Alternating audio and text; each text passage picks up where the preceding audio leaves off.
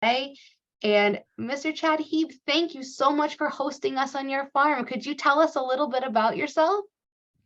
Thank you very much. Thank you for having me. Hello, everybody. We appreciate you here at Marquart Farms coming in and just joining a little bit of your day with us and seeing a little bit about potatoes. For the Marquarts, I'm the Vice President for New York Chips and New York Spuds. One of them, we put potatoes into potato chips into a bag. The other one, we put potatoes into a bag.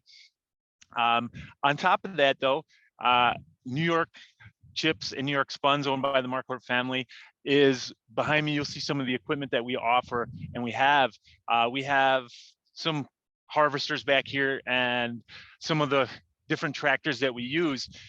But we farm approximately 7,000 acres.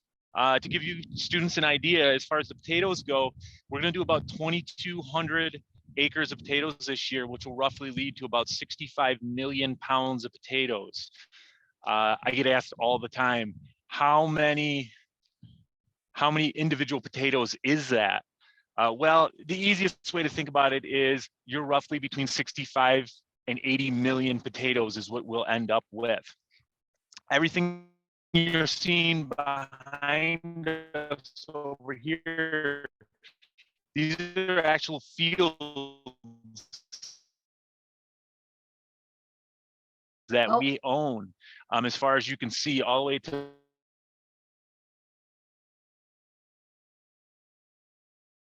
We're having a little bit of audio trouble, so I think it's just the way the wind is blowing today. So we're going to have Mr. Heeb maybe walk back to where you were. Yes, much better. We're in a better spot now. Yep. Good. We can hear you. Yes. Okay. So what I was saying, guys, is one of the most important things that we do in agriculture and ag business is diversification of the different things that we do, meaning we grow more than just potatoes. We grow corn, we grow snap peas, we grow winter wheat. We do different things with our potatoes. We have heavy equipment. It's important that everybody knows, especially on the education side, that when you think of agriculture, don't just think of farming. We have people who have degrees in logistics. We have people who have degrees in accounting. We have management. We have drivers. We have operations managers. We have supply chain managers. Guys, there's so many different areas that you can go into. And probably the best way to encapsulate that thought is to give you guys just a brief history of the Marquarts themselves. This whole operation was started in the late 1960s with two brothers, Ed and Tom Marquart, who decided that they wanted to break off from the family farm and start their own farm. And it was a dairy farm, and they got all the money they could get together, and they managed to buy 50 acres and one barn. And again, if you fast forward to where we are now, Ed and Tom are still with us every day. They're here right now, making sure that the operations go smoothly. And now we're farming over 7,000 acres, and we're running 9 companies. It was in the early 1970s that the Marquarts decided maybe we should branch off from dairy and move in towards some more of the crop end of it. And that's where the potatoes first originated from. It's something that has grown exponentially over the years. In the early 1980s, they decided, you know what, we want to do some of our own shipping, and they started TJ Marquart and Sons, which is a trucking company that we offer. We have 65 trucks, about 160 trailers, and operate out of 5 states. They also got into real estate where they were buying land. So we have Marquart Realty. We do different things on farms. If you guys have ever been one, you'll see bedding for different animals. Sometimes it's straw, sometimes it's sawdust, sometimes it's paper. We do all that in Marquart Products. We also have our own lumber company where we actually produce some of the lumber to build some of these buildings that you'll see today. We have a heavy equipment supply company to help fix our trucks when they break down. And it's all different things that we try and do to make sure that we are self-sufficient in a way that we can be successful in agriculture. So as we start moving in, the first thing we're gonna see, we see a gentleman on a loader here, and he's getting seed potatoes. Now, a potato seed is nothing more than a tuber or the actual potato you'll see in a store, but we need those in 2 to 4 ounce sections. So he's gonna go home and he's gonna scoop a load of seed. We use different varieties here. We use Lady Liberties, we use Snowdens, Juanitas, Lamocas. They're all chipping potatoes, but in particular, the Juanita is a magical seed and a magical potato that we actually put in bags because you can do anything with it, including chip it. So again, Mr. Heep, so you are talking about these different varieties of potatoes, but they all have special qualities to them, right? You are growing them for a certain purpose. Yes, we 100% grow them for the purpose to chip, actually make potato chips. And then there's the one variety that we do for restaurant supply in New York, Spuds, that can be chipped as well. So all these potatoes, guys, the reason why they're so special here in New York State is our climate is a little bit different than the rest of the world. So in the peak growing season, which is late July, early August, potatoes and our climate love the difference in temperature, meaning at night it's about 13 degrees cooler on average than during the day. And what that does is it has our gravity content higher in the soil here. So the potatoes are ideal for chipping. Basically, if you think about it, guys, it makes your potato chip stronger than New York properties because of our climate. What you're seeing now is you're seeing the seed potatoes going into the hopper over the conveyor. Now this you're gonna see, they're gonna cut some of them. It's going into different sizes.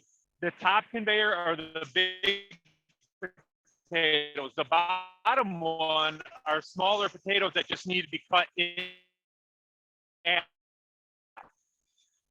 And you'll see and go right out to the fields to plant today. So, any one of you who have a just to clarify there, Mr. Chad, so we're getting some questions. We're getting some at home. Where our audio is breaking up just a little bit. So if we can get to maybe a good spot where we're not moving so much, that might help. So if we just stay in one place, that may help a little bit. Yep. And so we're getting lots of questions about the seeds, the potato seeds. So just reiterate for us, say it again, the seed potatoes are actually potatoes, and then you're cutting them up to size to plant in the field. Is that right?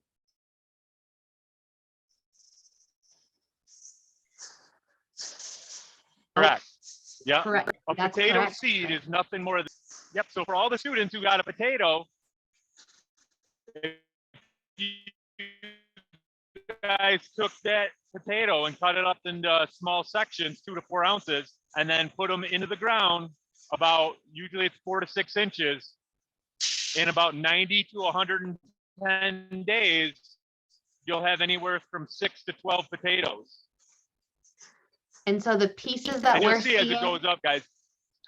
Yes. We're seeing like a conveyor belt right now, and those are the small pieces of the potatoes that were just loaded in, that were cut up and are now going to be planted in the field. That is correct. Yeah, these are the small pieces that go in to be planted. And like I said, we'll be planting. We started planting last week. We'll actually be planting all the way into June to get the 2,200 acres complete. So then be taken out to the field, loaded into the carriage for the planter. So the potatoes that you are growing, some of the potato seeds that you're going to go out and plant from now through June, are going to be harvested just for the purpose of you're going to be replanting them next year. Do you keep all your seed potatoes, or do you buy some in for next year? So we grow some of our own, and then we also purchase some. We purchase seed potatoes from New York State, Pennsylvania, and Maine. And you've got to be careful. So growing your own seed can be difficult because you can't grow your seed and then plant the same seed in the field they were grown in. They won't grow to the size you'll need them to. As we start moving throughout the facility, guys, now we're on to the next stage. We're going to go and we're going to see some of the potatoes that we're actually washing that are going into bags and being made into potato chips. Now, the variety we're going to see first, these are going to be called Lady Liberties. A great chipping potato. You'll see that we actually have a potato here that's starting to sprout. This is what it'll look like when you put them in the ground. This is a storage potato that's been in storage long enough where it just decided that, you know what, I think should be growing right now. But it's all part of the natural process of planting, growing a new crop. If we took this outside and put it in the ground, we could get a new crop out of this. This one will end up a potato chip though. So the students in their inquiry boxes that they received before this virtual field trip, they had a ruler that had a star at the number 6. So tell us a little bit about the planting process, a little bit more. So just reiterate for us, because our audio is breaking up, that seed potato is going to get planted in the ground about how many inches? About 4 to 6 inches. And the first thing we're going to do to that field is it's called chisel plow. We're going to chisel plow the field. Then we're going to disc the field. Then we're going to get ready. Now, after we've disked and we got the planter out there, then we're going to take those seed potatoes that we just saw and we're going to put those out in the planter. Those will be planted into the ground, typically 6 inches, 4 to 6 inches. And then after 90 to 110 days, that's when we harvest. In between then, we will do something called hilling.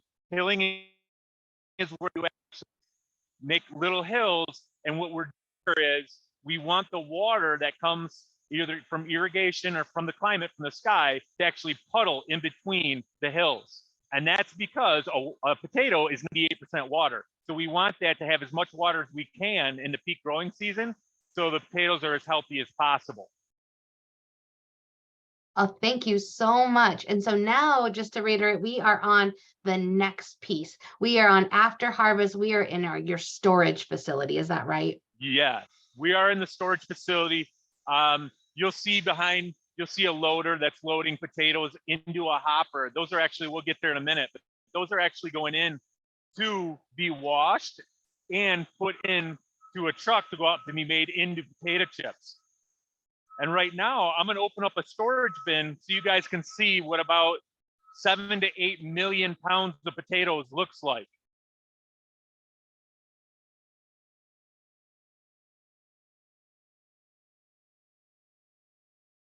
Now, as you see the door go up, guys, I'll explain how this storage system works, because these potatoes were actually put in here last October, and you'll see that they're still fresh. That's an incredible amount of potatoes. And if you get it, guys, I am 6'3", and that's me in front of the potatoes. They are an enormous sight to see. We often call it Potato Mountain when you come in here.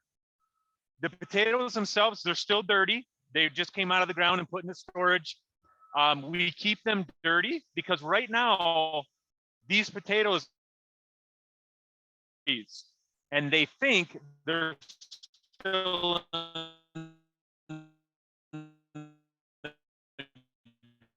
Oh, we're going to have, if Mr. which keeps them fresh. As long as we do that, they won't sprout. Mr. Heeb, we are going to have Mr. Best move back out of the storage facility. Maybe you could bring the potato over if you don't mind, because our audio is going out just a little bit. Absolutely. If you could tell us again, why do you keep them dirty? So we keep them dirty, guys, because they think they're still in the ground right now. As long as the dirt is on them and they haven't been cleaned and they're kept under 50 degrees, we store them at 46 degrees, they still think that they're in the ground. They have no idea that they've been harvested, which is paramount to keep them fresh. That also keeps them from sprouting. The one that we saw that was sprouted, it's because that bin is being taken for chips, and there's some that have gotten away from that temperature restriction, and they actually think that they're, oh my God, it's time to germinate and sprout. Now, as you look in here, guys, our floor, you'll see that there's actually slots in the floor. We actually have oxygen that's pumped through these 6 times an hour to keep them fresh. They constantly need fresh air, just like you or I do. So we always keep that going, pumping through here. And just so everybody knows, as I go through this, we are a zero waste facility. So our oxygen, we constantly recycle it and we put it through a filtration process. Same with the water, you guys see, we actually recycle our water. And even the rocks that we pick out when we're harvesting the potatoes, We crush those rocks and we use them in our driveways. Again, this is a zero waste facility.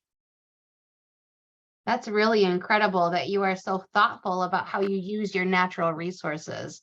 It must take a lot of planning and a lot of logistics to make that happen. Absolutely. And one of the things that I always found fascinating was when I first started working for New York Chips 7 years ago, and I found out we were zero waste. That was the first thing. I'm like, I love the fact that we're environmentally conscious facility. And what I found was, even though it takes more planning and it takes more money to run the facility like that, you are actually way more efficient when you keep the environment conscious in your mind. And at the end of the day, from the business point of view, in a long-term scenario, you actually make more money when you consider the environment over not doing all those things that we do with recycling. So we have a Again, couple questions. If you don't mind, we'll just pepper in a couple questions here. Absolutely. So we have a question from maybe Miss Hudeman's class. Could you go over again, what are the names of some of the different types of potatoes you grow? And which one did you say is the best for making potato chips? The best variety for potato chips? Yeah. So for potato chips, there's a bunch of different varieties that work well. There is one that I will call the magic variety, and that is a Juanita. A Juanita was actually developed at Cornell University, named after the Finger Lake, Juanita Lake. But what makes it special is it grows larger potatoes and it never hollows, meaning you'll never get a portion in the middle that isn't 100% potato. And that's special to where we live because of our climate. And the reason why that one is so special is because you can boil that, you can fry it, you can roast it, you can do anything to that potato and it'll hold up. Whereas a lot of chipping potatoes are only good to be fried. It's actually the Juanitas are the ones that we use in our bags when we send them out to restaurants. So if you guys go out to restaurants with your parents and you get a baked potato or mashed potatoes or home fries or French fries, there's a pretty good chance that it's actually a New York spud that you're eating. That is really exciting. I'm sure we'll all be paying more attention to our potatoes next time we go out. We have another great question from Mr. and Ms. Jenkins' classroom. How do you pile the potatoes like that so they don't fall down? So the potatoes, when we store them, they're stored with a conveyor, and there's actually somebody who sits on top in a chair and actually sets them to the fill line. So there's a red line on the building that keeps them. And we will actually barricade them in so they'll settle in place so they don't fall. When we're taking them out with the loader, they will fall a little bit. But it's one of those things. It was trial and error until we figured out where to barricade and how to do it to keep them from collapsing down. But once they settle, they actually sit pretty well. And one more question right now from Ms. Freeman's first grade classroom. How many potatoes do you think you harvest every year? So this year, 2023, as we're planting now, this will be our largest harvest ever. We've increased the acreage that we're planting by almost 400 acres. And we will do approximately, we will store 60 to 65 million pounds of potatoes. We will harvest closer to 80 million pounds of potatoes. That's incredible. That is incredible. Thank you so much, Mr. Chad. Absolutely. So now I know are we in a different part of your facility now where we are taking them from the storage bunks and moving them into their next step? Yeah, we're about to go from the storage. We're seeing a conveyor right now that's taking the potatoes up. And what you're seeing is people picking out rocks, just making sure they don't get through. And there's a bunch of different processes of getting the rocks out. But we're about to go into the grading area where we actually send the potatoes out into the wash tank, and then they go into hoppers to go out in trucks. So these can be processed into potato chips and they can be taken into restaurants. So we're about to see where they go from being dirty to clean. And now all of a sudden, think of it as they're being shocked. oh my God, I know I'm out of the ground. What's going on? Now they're going to become food for you and I. So as we go, you'll see some things when we get out. Right now, you're seeing some of them going into the first conveyor. This conveyor that you're seeing, guys, this is going to take it into our wash tank. It's imperative that these all get washed. As they get washed, they're actually going through this a tumbling system. Right here, you'll see some potatoes that are actually, these are set to go out right now to go out to restaurants. They're going to be bagged in another facility, but we have places from all over the East Coast that take our potatoes to serve in restaurants. This whole facility in here is all stainless steel, and that's basically to keep it up. The maintenance is easier on stainless steel. We have certain parts that right now are down. Actually, our soak tank is down right now. That is being fixed. It's a conveyor belt. So that would all be water. You're seeing the hopper, and this whole facility, just to give you guys an idea, because I get asked sometimes, what you're looking at in machinery is roughly $22 million in machinery. That is quite an investment.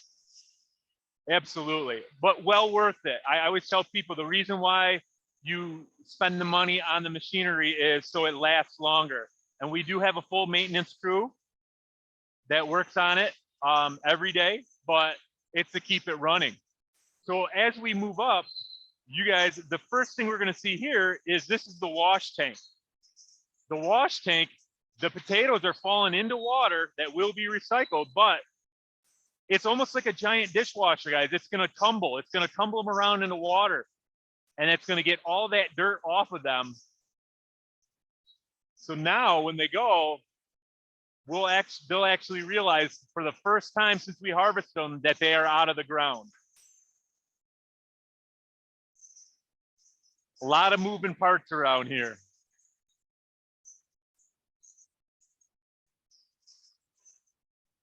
So we can do, just to give everybody an idea, we'll do about a truckload, which is roughly 44,000 pounds.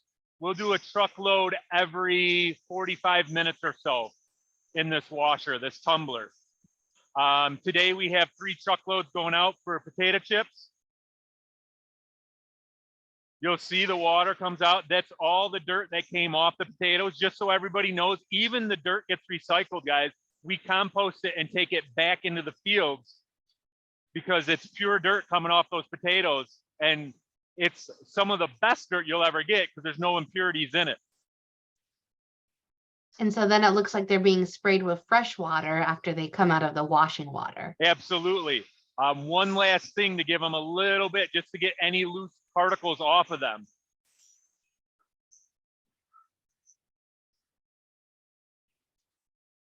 And it is that now they're going to start the process of going over the tables. This is what's called grading at this point.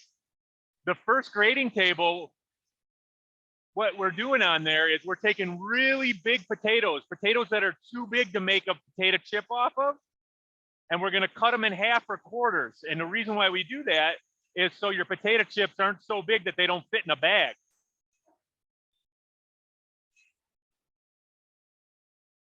We are getting lots of potato chip questions. So just to clarify, Mr. Chad, you are not making the potato chips there. You're just getting you're growing the potato, planting, growing, harvesting, storing, washing, but you don't make the potato chips there at your facility. Correct. The potato chips themselves are made at a co-packer. So there's another facility that we use to actually take the potatoes and fry them. And that has a lot to do with where we live and the natural gas rights.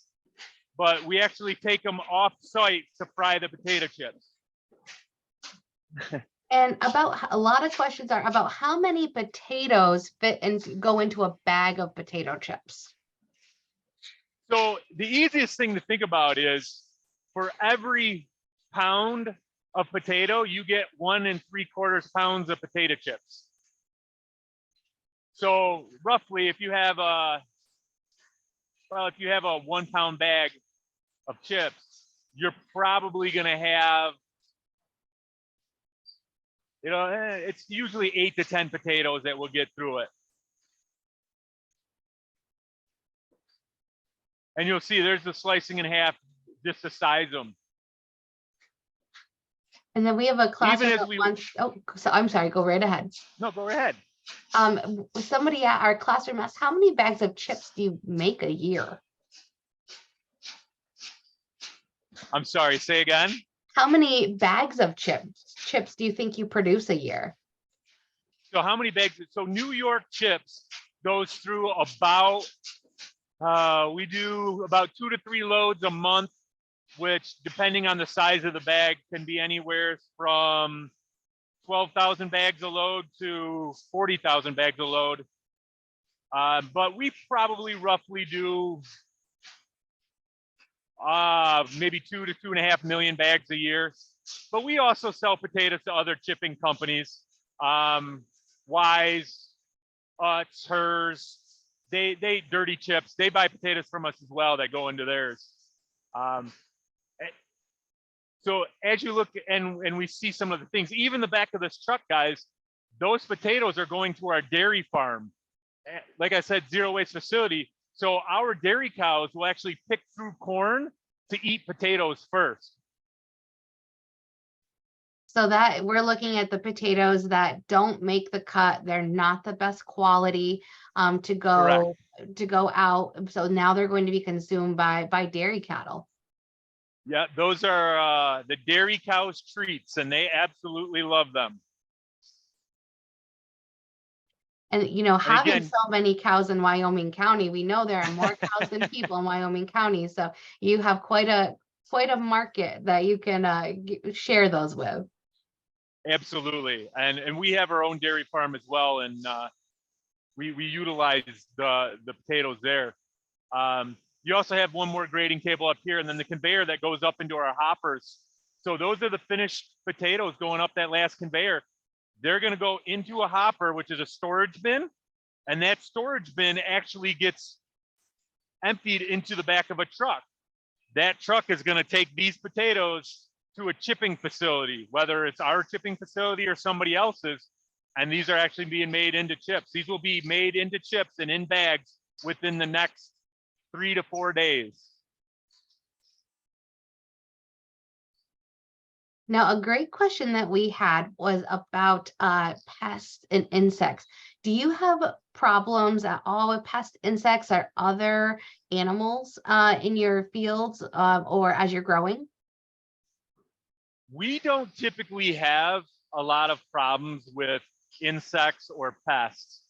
We do have all the necessary protocols in place as far as treating the crops. And even in a place like this size, we have a facility or a company that comes in and does pest control for us, so we don't have those problems. Like I'm sure a lot of you realize, if you start seeing pests, you have a problem, and they become more and more. So we try and be proactive and don't let them become a problem to begin with.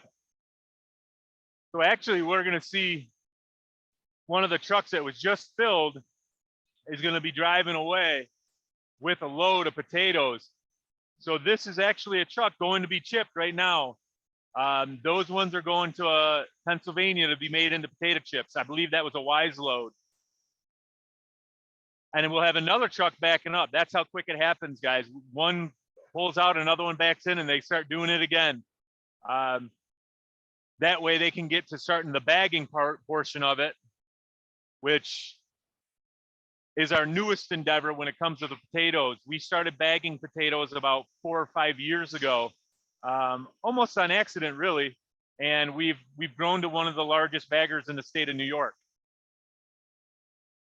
That is really, it takes some thoughtful growth. So you must have to do a lot of planning, just this whole process of one truck leaving and another truck coming in, and they have to time themselves correctly down to getting all the machines to work correctly. It takes a lot of thought to make all these pieces happen. It's a big job.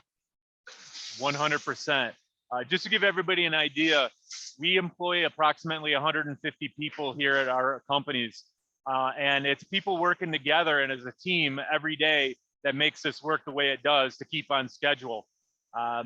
We're lucky enough to have a lot of great partners who do the trucking and companies that we sell our products to, who make sure that they get with our dispatch. They talk to our logistics people, they talk to our operations managers and our workers, get to know them and understand the best and quickest way to make this happen so everybody can have an efficient day. Now we have some questions just to go back a little bit. In their Yep. inquiry boxes, the students received a disc, and I know we didn't get to see the disking today because you were about 30 minutes away from where you were disking. But what does that disking process do? What does that help with? So when you students are out and you're driving around and you see a field that has the dirt looks fresh, that usually the first thing is a chisel plow. Basically, we're digging the ground up a little bit. The discs turns that ground over a little bit and makes it more fine and smoother. What that disc does is it gets the ground ready to plant. It's paramount that that disking goes on so we can put those potatoes in the ground without beating up our equipment too bad. So we always use that disc. That disc is the last thing we do before we plant. And one of the other pieces they received in their inquiry box was a compass. Could you talk to us about some of the technology they might find in the equipment that you Absolutely. use?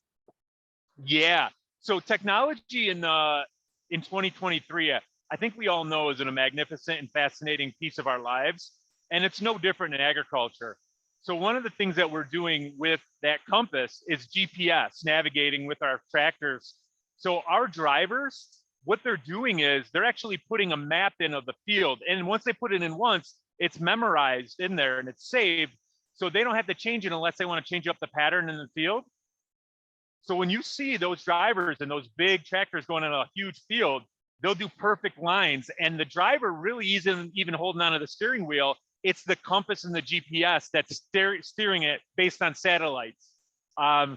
Really fascinating compared to where we were even 20 years ago as far as GPS mapping and driving on agricultural equipment. So Miss Nancy's class has a great question. Does the process we saw of washing, grading, and shipping potatoes, does that happen all year long or just during planting and harvest season? So that process for us goes from basically the first week of August all the way until we run out of potatoes. To give you guys an idea, this year we're scheduled to run out of potatoes in storage the last week of June or the first week of July. It varies right in that area. So we're doing this for about 10 and a half to 11 months. That downtime, that 4 to 5 weeks that we might actually be down, we're doing 100% maintenance on this facility. Everything gets stripped down, greased, and washed. But yeah, great question. We're doing this entire process 10 and a half, 11 months out of the year. Okay, here's some flavor questions. How do you decide the flavors of your potato chips, and how many flavors do you have? Again, I love that question. About 3 or 4 years ago, I had an idea, and my idea was to try and showcase the foods that New York has and what we're known for. And what happened was I reached out to a couple of the different companies that I knew of that were known for their flavor. One of them was the Anchor Bar Spicy Buffalo Wing in Buffalo. We had the Speedy Chip in Binghamton, Craig's Creamery out of Pavilion. Now we have Flower City Salt and Vinegar out of Rochester, Dinosaur Barbecue out of Syracuse. And my whole thought process was, how can we bring these unique flavors to everybody in a potato chip? So I started calling them, and once I got the first customer that wanted to do a specialty flavor, the others sought me out and they said, hey, would this be something you'd be interested in work? And it always has. At this point, I don't look for other people. I let people come to me who have a unique idea. And for all the students out there, if it's something you're interested in, we are always looking forward to hearing new ideas when it comes to different flavored potato chips. Right now, we do have 8 different flavors, and that's including our original, which is the one fried in avocado oil. We do have a brand new one we're working on. Guys, I can't tell you what it is only because I don't have the contract signed yet, but we just had a meeting this week. So I will have a brand new one, hopefully by the end of this year for you. If you haven't tried our newest, the salt and vinegar, I implore you to try it if you like salt and vinegar. It's a little bit different. For those of you who've had our chips, you know that we try and put as much seasoning as we can on there to have it stand out. And I think this may be our last question of the day, but before I get to it, Mr. Chad, thank you so much for all the incredible information you were able to share with us, all the pieces of the operation that we were able to see. We are so very grateful. But it was my pleasure. I thank you guys for thinking of us. All the educators out there, thank you very much. We really, really appreciate all of you. And for everything you do, thank you. For the kids out there, you're the future, guys. We hope to see you in agribusiness. And we have one question for you to end our day today, Mr. Chad. What is your favorite flavor of potato chip? My favorite flavored potato chip, the salt and vinegar. I'm a salt and vinegar guy. I love it. I gave Jeremiah a bag last night. I think he liked it too. They are my favorite, like I said, but they're all phenomenal. The dinosaur barbecue is our #1 seller. Well, again, thank you. Thanks to all of our classrooms. We appreciate your time and enjoy your New York chips. Thank you very much, guys. Have a great day.